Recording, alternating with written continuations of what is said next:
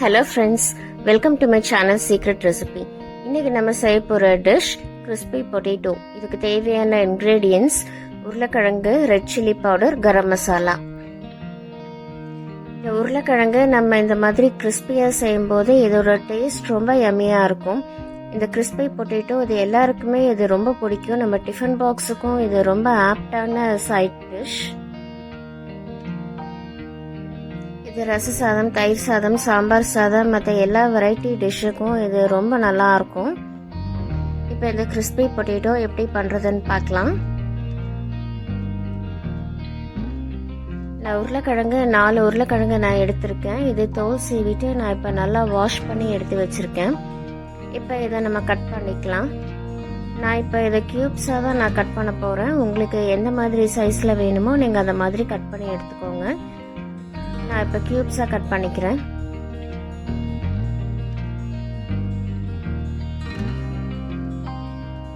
இந்த மாதிரி கட் பண்ணிவிட்டு ஃபஸ்ட்டு ஒன் சைடு நம்ம கட் பண்ணிக்கலாம். ஒரு சைடு நீங்கள் கட் பண்ணிவிட்டு அதை அப்படியே திருப்பி வச்சு இந்த பக்கமும் நீங்கள் கட் பண்ணிக்கோங்க. இப்படி கட் பண்ணும்போது நமக்கு ஈவன் ஷேப்பில் வரும்.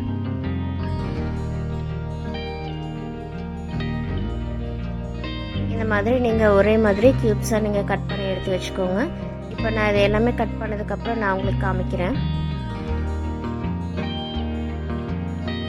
இப்போ நான் உருளைக்கிழங்கு எல்லாமே கட் பண்ணி எடுத்து வச்சுட்டேன். இதே மாதிரி ஈவனாக நான் கட் பண்ணி எடுத்து வச்சுருக்கேன். நீங்கள் இதே நீளமாக கட் பண்ணுறதுனாலும் நீங்கள் பண்ணிக்கோங்க. உங்கள் டேஸ்ட்டுக்கு ஏற்ற மாதிரி நீங்கள் கட் பண்ணி எடுத்து வச்சுக்கோங்க. இப்போ இதை நம்ம சுடு தண்ணியில் போட்டு ஒரு 2 நிமிஷம் கொதிக்க வச்சு எடுத்துக்கலாம். அடுப்பில் ஒரு பாத்திரத்தில் கொஞ்சமாக தண்ணி வச்சுருக்கேன். தண்ணி வச்சுட்டு இதை கொதிச்சதுக்கப்புறம் நம்ம கட் பண்ணி வச்சுருக்கிற உருளைக்கிழங்குலாம் நம்ம அதில் சேர்த்துக்கலாம். இப்போ தண்ணி நல்லா கொதிக்க ஆரம்பிச்சிருச்சு. இப்போ இந்த ஸ்டேஜில் நம்ம கட் பண்ணி வச்சுருக்கிற உருளைக்கிழங்கு நம்ம இது கூட சேர்த்துக்கலாம். இந்த மாதிரி சேர்த்தும் போது நமக்கு உருளைக்கிழங்குல இருக்கிற ஸ்டார்ச் எல்லாம் ரிமூவ் ஆயிரும். நமக்கு ஃப்ரை பண்ணும்போது ரொம்ப கிறிஸ்பியாக வரும். இதை இப்போ ஃபுல்லாக சேர்த்தாச்சு. சேர்த்துனதுக்கப்புறம் ஒரு தடவை நல்லா மிக்ஸ் பண்ணி விட்டுக்கோங்க. மிக்ஸ் பண்ணிவிட்டு இதை 2 நிமிஷம் நல்லா கொதிக்க வச்சு எடுத்துக்கலாம். இப்போ இது நல்லா கொதிச்சிட்ருக்கு. ஒரு 2 நிமிஷம் கொதிக்க வச்சிடலாம். இப்போ ஒரு 50% வரைக்கும் நல்லா வெந்துருச்சு. நம்ம இதை ஃப்ரை பண்ண போகிறோம். ஸோ அந்த 50%ல் வெந்தால் போதும். நம்ம இந்த ஸ்டவ் ஆஃப் பண்ணிவிட்டு நம்ம தண்ணியிலேருந்து நம்ம ஸ்ட்ரெயின் பண்ணி எடுத்து வச்சுக்கலாம்.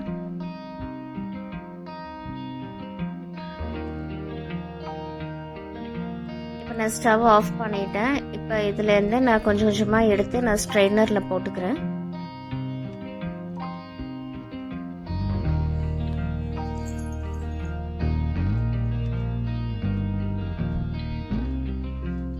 இந்த மாதிரி நீங்கள் வடித்து எடுத்து நீங்கள் ஒரு ஸ்ட்ரைனரில் போட்டு வச்சுக்கோங்க.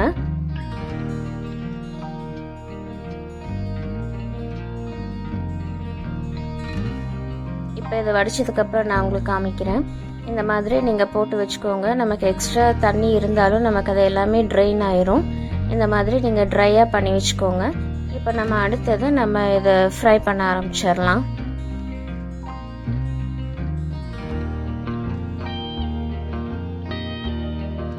அடுப்பில் ஒரு பேன் வச்சுருக்கேன். கொஞ்சமாக எண்ணெய் விட்டுக்கிறேன். நான் கடலெண்ணெய் யூஸ் பண்ணியிருக்கேன். உங்களுக்கு எந்த எண்ணெய் விருப்பமோ நீங்கள் யூஸ் பண்ணிக்கோங்க. எண்ணெய் சூடான உடனே கொஞ்சம் கடுகு போட்டுக்கிறேன். கடுகு பொரிஞ்ச உடனே கருவேப்பிலை சேர்த்துக்கலாம்.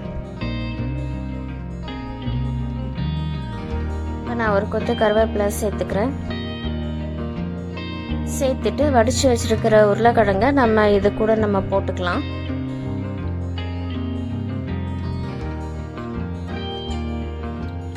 மாதிரி போட்டுட்டு இது கூட நம்ம காரம் சேர்த்துக்கலாம்.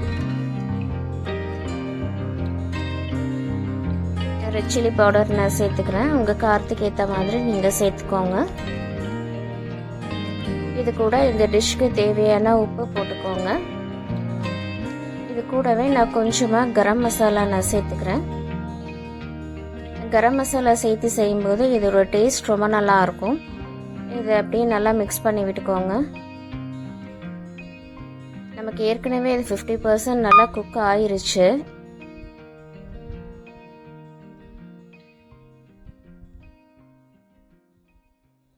அதையும் நல்லா மிக்ஸ் பண்ணி விட்டுக்கோங்க. மிக்ஸ் பண்ணிவிட்டு இது ஒரு 2 நிமிஷம் நல்லா ஃப்ரை ஆகட்டும்.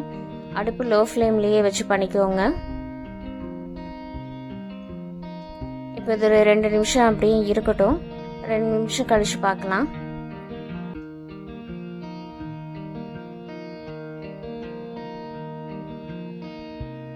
இப்போ இது 2 நிமிஷம் நல்லா ஃப்ரை ஆயிருச்சு. இப்போ நம்ம கொஞ்சமாக இதை அப்படியே லைட்டாக திருப்பி விட்டுக்கலாம். இந்த மாதிரி 2 நிமிஷத்துக்கு ஒரு தடவை நீங்கள் இந்த மாதிரி லைட்டாக கிளறி விட்டுக்கோங்க. அப்போ தான் நமக்கு எல்லா சைடும் நல்லா கிறிஸ்பியாக வரும்.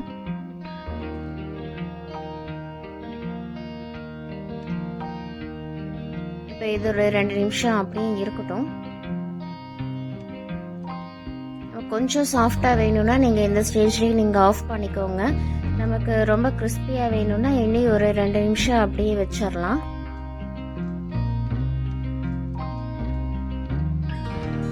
உங்களுக்கு பார்க்கும்போதே தெரியும் இது நல்லா கிறிஸ்பியாக வந்திருக்கு.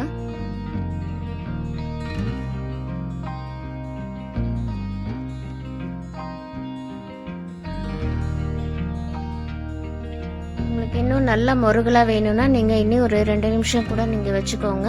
நான் இந்த ஸ்டேஜில் நான் ஸ்டவ் ஆஃப் பண்ணிடுறேன். ஆஃப் பண்ணிவிட்டு ஒரு சர்விங் பிளேட்டுக்கு நான் மாற்றிக்கிறேன்.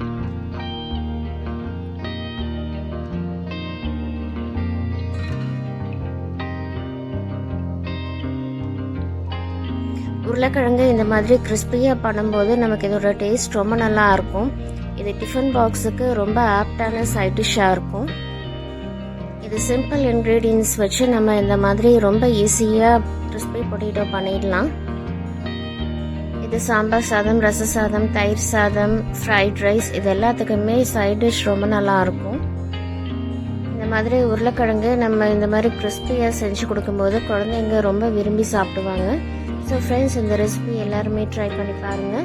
இந்த ரெசிபி உங்களுக்கு பிடிச்சிருந்தா சீக்ரெட் ரெசிபி சேனலுக்கு லைக் பண்ணுங்கள், ஷேர் பண்ணுங்கள், சப்ஸ்கிரைப் பண்ணுங்கள், கூட பெல் ஐக்கானை கிளிக் பண்ணுங்கள். ஸோ தட் என்னோடய நோட்டிஃபிகேஷன்ஸ் எல்லாமே உங்களுக்கு வந்துடும். தேங்க்யூ. Take care. பாய்.